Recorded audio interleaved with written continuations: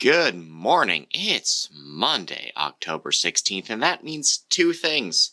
One, I really hope I can get through this entire recording without coughing. Wish me luck. And it's also time for the lighting industry news brief brought to you by Keystone Technologies and their Combo Drive X3 Color Select Tube. This is an LED tube that comes in A and B. One device, A and B compatible. One device has 5 color temperatures on it. You just flick a switch. Do you know what that means? The amount of time you will save not waiting to fill an order because you don't have enough Bs or you don't have enough 30,000 K. Nah, it's just there. 15 SKUs, one tube. You can save time with KeystoneTech.com. The link is in the description. Into the news, the U.S. Department of Energy, through its many programs, has some money to hand out. First off, the Energy Efficiency and Conservation Block Grant has $30 million to spend. There are $22 million in prizes for equitable efficiency in electrification through the Building Upgrade Prize. And there is a brand new program, not a problem, a program for energy bill reductions in existing affordable housing programs through R&D grants. Current is laying off personnel. We don't know how much or when. All we know is that there aren't enough people being laid off in Ohio or South Carolina to trip their local WARN laws. Details as we have details. Shadler Yesco has bought Clarion. They have 2 locations in Pennsylvania. Legrand has divested their entire operation in Russia to local businessmen. The DLC's Industrial Advisory Committee has not released any info from their fall meeting. Their summer meeting was in June 21st. And Chinese exports are down last month, as they have been for the past 8 months. Revenues are down at SGH. Q4 was a 13% drop compared to Q4 last year. India's LED manufacturing industry is projected to jump by 49% by 2025. The trade embargo for rare earths between China and the US hasn't actually affected supply so far. No one is complaining about having a hard time finding gallium or germanium. California has passed a new right to repair law. Any device, electronic, that costs you more than $50 must allow you to access parts and repair manuals. There are some exceptions for this, but keep that in mind. Republic has opened a new distro and training complex in Iowa. Batteries Plus is planning 6 more franchises in Charlotte, North Carolina alone. In rep agency updates, Lumca has picked Lighting Digest for Chicago, Hosley has partnered with Sailite, and Leviton has expanded their diversified deal to include New York State. Bell & McCoy has bought Lighting Design and Sales, so we have a new owner for that Tennessee area rep. In legal news, GE, Current, Savant, and Sol have signed a licensing deal. This is for one big patent portfolio that they will all share. Current has also settled with Zhangjing Super Lighting. The details are confidential, but everyone's happy with it publicly. Aledra has patented a new LED tube, specifically related to emergency lighting.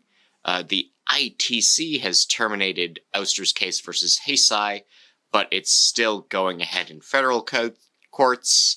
This is a LiDAR-related case. Fight has patented a faux retro bulb, one of these Edison filaments LEDs. These ones are white. That's the difference.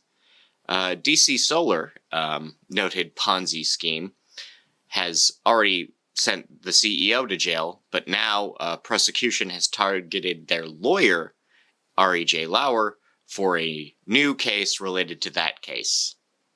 In events news, we have a webinar on ICT infrastructure in smart buildings on the 25th, presented by the TIA and Lantum Red.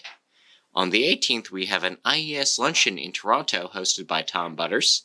talking about the 7 areas of improvement for lighting. In IoT news, Signify has bought Douglas Lighting Controls assets.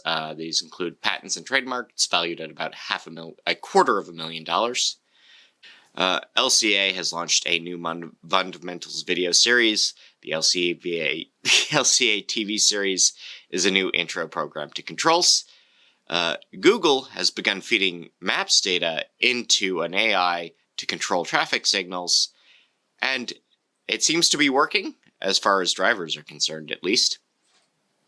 In R&D, Osaka U has developed a new optical diffuser based on morpho butterflies to better spread light. Lighting is a factor in eyewitness reliability. If you would like someone to recognize a face, they should be lit by 300 lux or so. We have a new understanding of solid nitrogen and what that might do to improve lighting down the road. We have a new quantum dot device that will improve visible and near IR photonics. There's a study from Spain of students, also in Spain, that shows that 6500 Kelvin temperature light at 100 lux improves memory. We've also got a new study showing that wider, taller windows improve energy use overall. University of Houston is working to find the perfect phosphor through next-gen materials.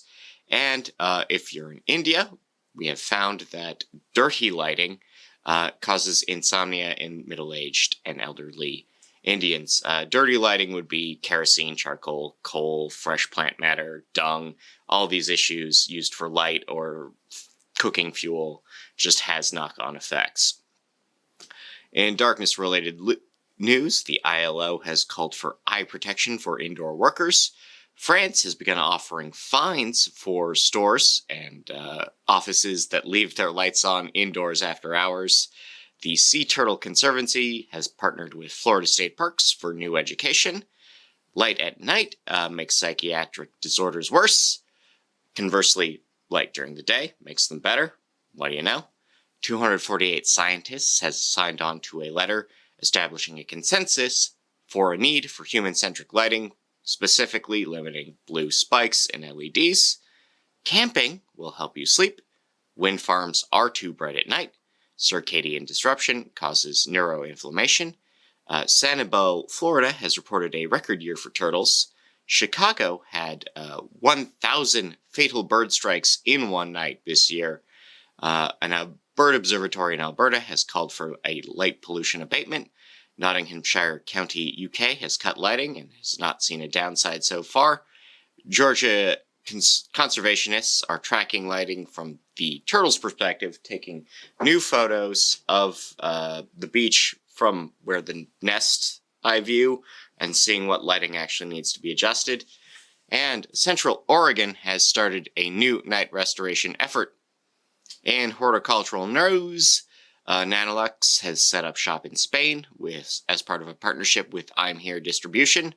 Solum has partnered with ProPlant. Photosynthesis has been linked with plant circadian rhythms in lettuce. La Collège Boréal, which is a Northern Ontario research group, has partnered with a few other colleges in Northwestern Ontario to study hydroponic berries.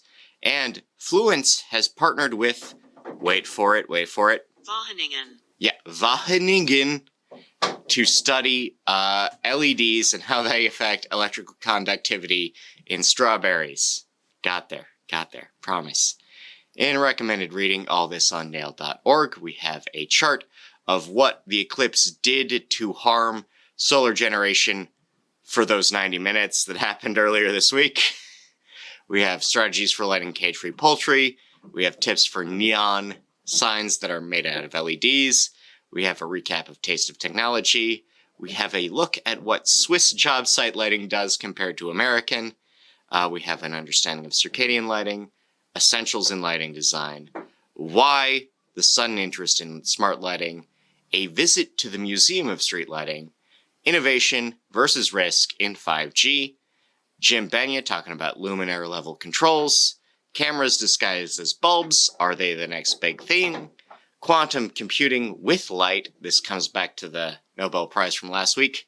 How to survive daytime as a night owl. what the Minnetonka Convention has done 10 years later, and what a retrofit of a Nissan plant looks like now. In local news, Morgan State U is adding more lighting.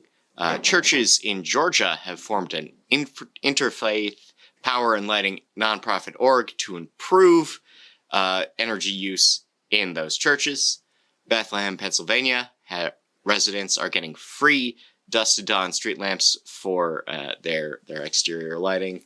Greenwood is going LED on the streets. Prescale, Maine is hosting new energy literacy days. Temple U is spending money on off-campus security. Ohio is funding church and school safety projects. Utica, New York has finished retrofits and renovations in their community housing. New York State will be decarbonizing state-owned facilities. Fort Wayne has completed a run of SEPTED programs.